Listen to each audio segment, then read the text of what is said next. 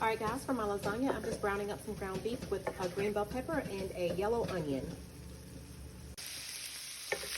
All right, guys, I have browned up my ground beef with some chopped green bell pepper and onions. I'm now going to put in that steam, y'all, I'm sorry, some tomato paste. This is a small can of tomato paste. I'm probably going to use about 3/4 of the can. I'm doing this with one hand, y'all. So just plop that in there, and you're going to stir it around. And I like to stir the tomato sauce around, y'all, until it has coated my meat.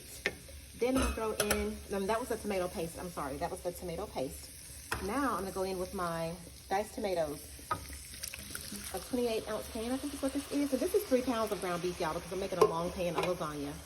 But anytime you get cans like this from the store, make sure you wash or wipe for sure the top of your can, because once you open it with a can opener, any particles that are on top of that can is gonna get in the can. So make sure you always wipe the top of your can. Well, wash them.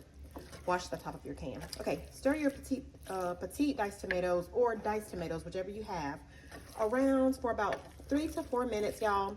Then I'm gonna add my tomato sauce. Any kind of tomato sauce that you like. I'm using this Great Value tomato basil garlic pasta sauce from Walmart. I'm gonna fill that container up after I empty it with water and then pour that in the sauce as well. All right, let's go ahead and add in our pasta sauce, the whole jar.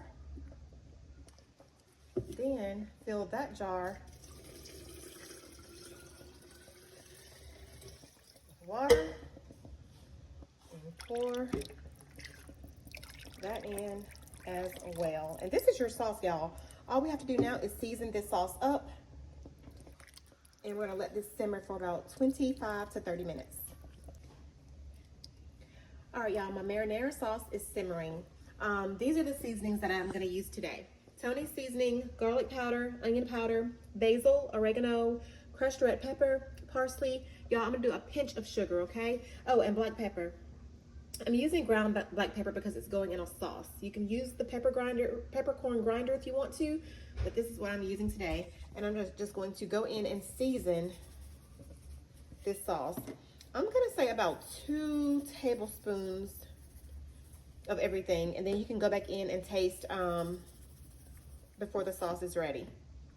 But yeah, let's just season this sauce up, y'all, and let it continue to simmer until most of the liquid has reduced down. Oh, and for the crushed red pepper, don't put 2 tablespoons of crushed red pepper in this sauce. Do a couple of dashes.